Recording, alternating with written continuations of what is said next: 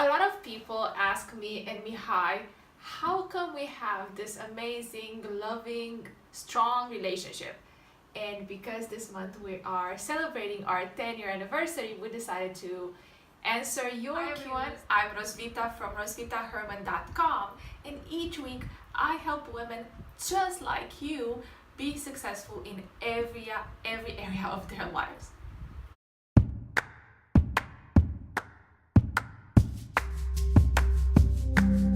So, what's the main way you show your love? Blank. How do you show your love for me? How do I show your love for you? Acts of service. Acts of service? Yeah. That's one of the biggest love languages for her. So yeah, acts of service. Gifts. Small gifts that have to be big, like chocolate or flowers or simple things. That is true. And for me, I think for you is touch. Massage. Touch, a lot of touch. Yeah. Kissing, hugging. And then Yeah, I need that. I think also you like to be surprised. Yeah. Do you? I like to be surprised. Like when I do nice things for you that you don't expect. And then you're like, oh, I'm so grateful for you.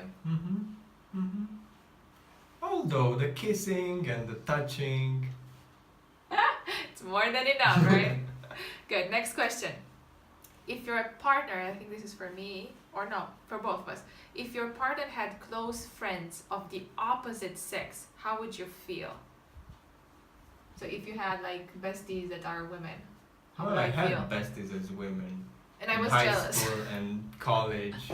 That is true. Yeah. I think nowadays it would not be a problem at all because we are both very confident with who we are and what do we stand for and our. And we know our relationship is strong, so it's Yeah, I don't think we're. there's no doubt in But the truth is, we don't really have good friends that are opposite sex. We have good friends, but not besties. So you spend like you're talking to them every day or every week. Yeah, no, that doesn't happen. So that's. But even if we did, I don't think would be a problem as long as we again keep communicating our fears. So if you have a problem with your partner having friends of opposite sex, I think it would be best for you to sit down with your partner and just tell him, hey, I'm having this insecurity about this person. It might not be real. It might not be, have no meaning. But I want to tell you about it, and I want us to communicate about it to see what can you do, what can I do to change it. But don't wait until it becomes so frustrating that you burst out these emotions. Because then he'll be like, what's wrong with you? She's just a friend. And you'll be like, oh, how come what's wrong with me? I've been feeling this for like past 2 years. So it became a big deal. So I think that I would suggest to do. What are the most difficult topics for you to share with your partner? When I need him to change something about himself. I think that's always difficult because I'm like, so when is the best time for me to tell him that? I don't know. What is it? I feel pretty much confident talking about anything. But this was not the case. Change, when I don't like something and I would like her to change that particular something, it's a bit. Not that she can be about it, but it's not easy to tell those things. I think for anybody that nobody wants to hear what they do wrong. I think we all want to hear that we only do great things. So whenever that things happen, but it wasn't like this all the time. Like you were so scared of telling me things. Oh my god, I was terrified. And why did you say? You have fear of telling Roswitha something, then you have fear of public speaking, and then fear of death. That's. So it's like that for the first 9.5 years of our Come relationship. on, it's not true. It's not true. But it was like that for the first couple of years. 7. Wow, really? 8. And why do you think that was for so long? Maybe we can cut this because you were a bitch for such a long time. It's just lying. No. But seriously, why? That was my point.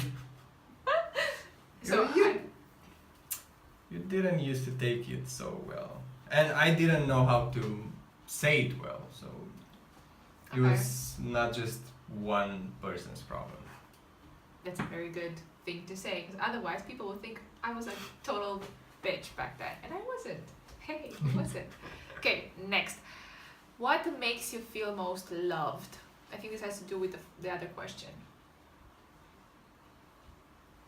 For me, it's definitely now. I mean, because my love languages have changed throughout the years. And I think now is spending quality time together. So that's what I really need and like when he acknowledges me and then we talk and then we do stuff together as a couple. For me, that's good. Of course, presents, but not so much anymore. Like I kind of got used to that probably. I think in the past it was such a big need because I just wanted somebody to surprise me, but since he's been doing that for so many years, now it's no longer a craving, and now I'm craving something else, like interesting.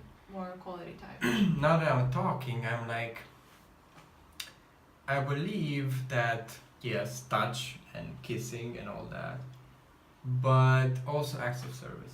For you, really? Yeah. Interesting. Yeah. See, so as we grow and get more mature and wiser, of course our needs change, and I think you never should put a label on somebody when you first meet them or you've been together with them for like a year that they're always going to be that way, because if you work on yourself and you go to therapy and all the things that we did, you're going to change for sure by default. How important it is for you to equally divide up chores? For me, it's very important. Very. It used to be very important because I was raised to be independent and, strong woman. So in my mind, what I'm doing should be half of what we should be doing. And in this culture, women were always supposed to do more, like, have a job, come home, clean, cook, do laundry, and the man would just sit in front of the TV or do other stuff. And I never agreed with that. So we had some issues with this in the beginning, the first few years, because we were not used to having the same values or seeing the world the same way. And then we kind of compromised, like he would start to do some of the things, I did the others, but I always kind of felt that I'm doing more than he is. Always. So that was kind of a topic for us to argue about. But how is it now, in your opinion? Now, it is very important, but I believe we found that line. Middle ground. Yeah, that middle ground. So now he washes the dishes and vacuums everywhere, and I do laundry, I cook, and I do like... Yeah, she still does a bit more than me. But I also wash the car. Yeah, he does. Clean the car. He does whatever. take care of the car. So that's another point for me. And then we do divide the tasks around our angel, our dog. So who takes the dog out, or he's hiding somewhere. It's very hot in here, so he's going somewhere to hide. So yes, it is important. And I think if your partner does not agree with that or does not want to do that, definitely you do need Send him to therapy. Both of you, because it's such an important thing, I think. And Yes. we kind of broke up at once because of this issue in the first 2 Really? years. Yep. I cannot recall that. After we lived together for the first time. Because Yeah. I was like, if I thought he was never going to change. So I said, if you don't want to change now, then you're not going to change in 10 years just because we're married or just because we signed a paper. So I said, you either... Yeah, I was not that open to change back then. So, hey, proof people can change and be the man that you really want to be. That sounds a bit weird, but okay. Why? It's like you can really change your husband into creating this perfect, ideal, hot man for you. But you can. Because I did it. Well, I did it and you did it with me. Well, now it sounds a bit better. Right? But the first time I was like, ladies, girl power, we can do this. And now you prove the point. So like, men, you can totally change your wives. Because he did change me, so. how much alone time do you need? And I don't know if this is alone time with us or alone time like just Alone, I believe it's alone from you. alone. So how much alone time do you need from me? And here, like just the short thing, we live together 24 hours, 7 days a week because we work together, we live together, we don't go anywhere almost without each other. No. We only spent one night apart in like the last 3 years when I had like a girls' night out, so he wasn't Mhm. invited because otherwise he would have been with me. But other than that, we spend all the time together. So But we do need alone time. yeah. We couldn't just talk and eat together and. No. But I just want to make this observation that we spend a lot of time together. So this might be different for other couples. Especially because women have twice the number of words that men have. So I cannot deal with her that much all the time. Oh, lucky me. Because she talks and talks and talks. But it's fun. Is it? But it is fun. It is fun most of the time. Because we have, Okay. well, That's just where you go. we have nice talks Mhm. and we We do. dream together. So how much alone time do you need? I don't know. I I know I need it, but it's I not never- like I have to have 2 hours alone time every day. It's not Yeah, like I that. know. But yeah, we do have time, and I think during the evenings we do watch different things, and we do different things. Like Yeah. we don't watch the same TV shows or the same things together. Like usually everybody watches their own. Yeah, I'm more like old school. Seinfeld. Yeah, I always. Everybody loves Raymond. Friends. Yeah, well, we watched Friends together like Mm. 8 times. Yeah. But other than that, so we do have every day. We do have time apart Yeah. when we just need to focus on ourselves. How do you plan your finances as a couple? Good question. We talk. Yeah. We kind of not meet. There's not. We don't have such strong rules like every single month we have to meet to sit down to talk about our finances, but we do it anyways because we are in the business of entrepreneurship, so things change every month. It's not like we have this amount of money coming in every single month for the next few years. Like it always changes, so we always have to make improvements to it. And then we usually sit down and say, okay, what do I think we should be doing? What he thinks we should be doing? What's important to us? We discuss about our priorities. We discuss about, we come with, we do offer a lot of options, right? Mhm. But we mostly do what I say. So. It's not true.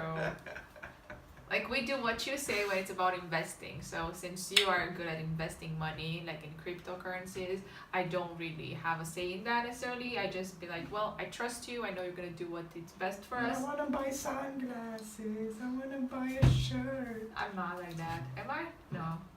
See, it's just Sometimes, bluffing but around. not. It's not a rule. It's not a rule.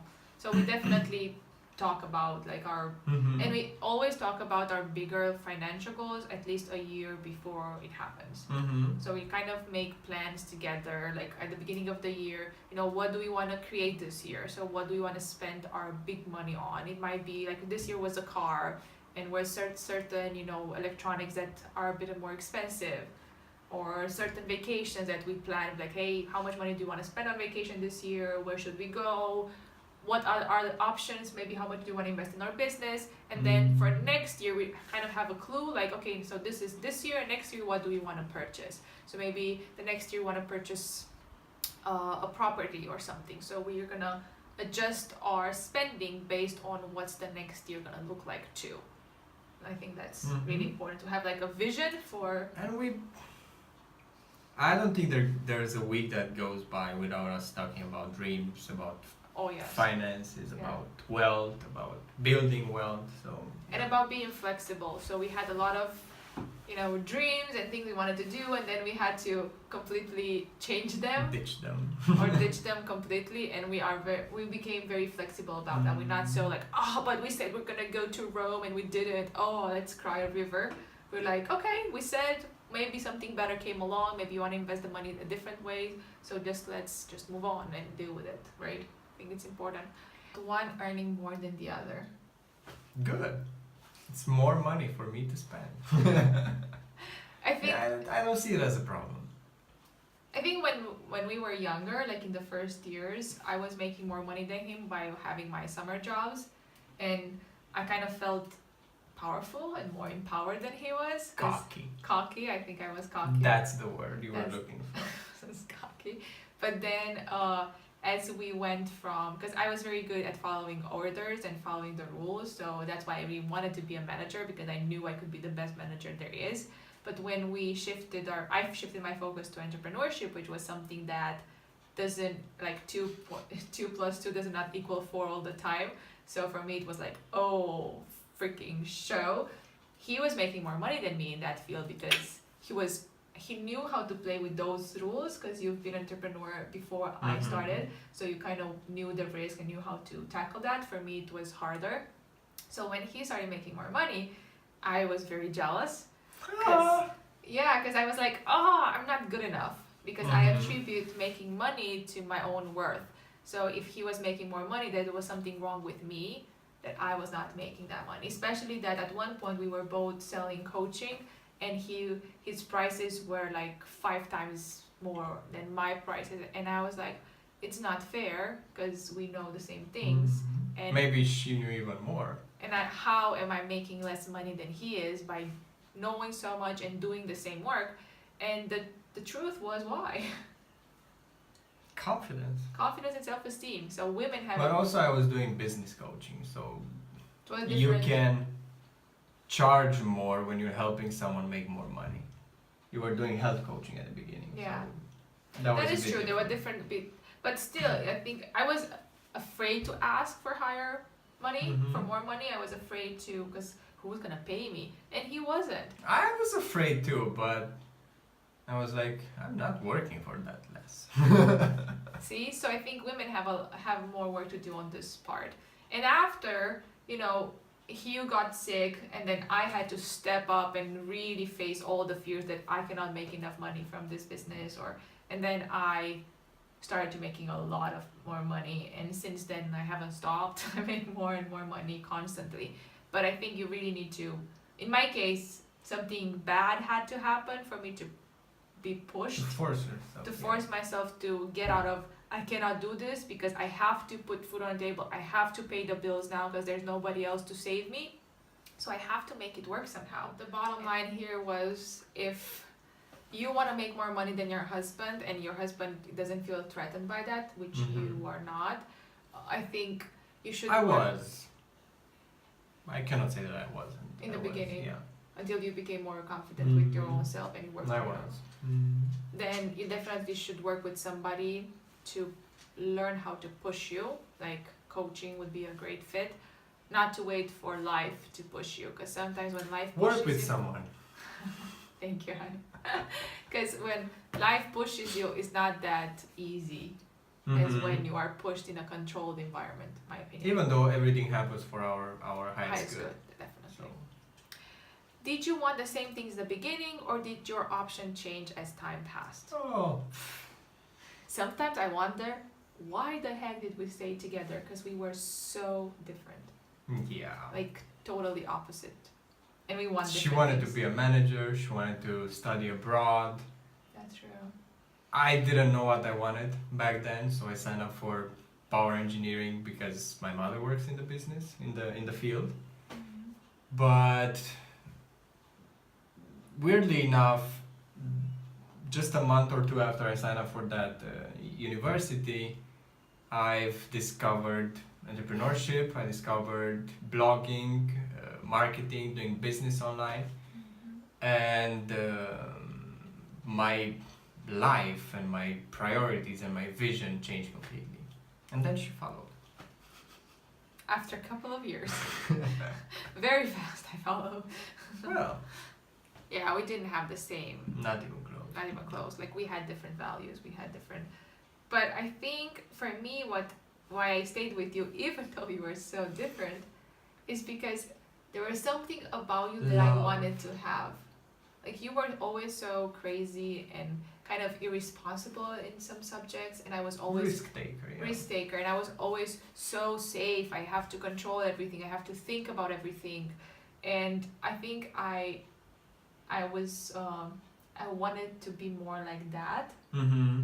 And I think when I saw you being like that, I was like, I hate it because it's not me and I feel threatened by that behavior, but I also admire it because I find it so liberating for somebody to be like that.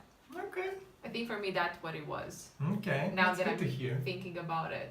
That's good to hear. And then we kind of both clashed and became kind of 10 years later. yeah, we kind of became the same. Like I became more relaxed and a risk taker, and you became more organized and more control. Like, you know, like we kind of borrowed values and we good borrowed and bad. good and bad. Then we can constantly change them and constantly know it's like, hey, I got that from you. That fear or that frustration. Guilt. Or that. So then we work on it together or apart. If you like this video, please hit the like button, subscribe to my channel if you haven't done so, and share this with everybody.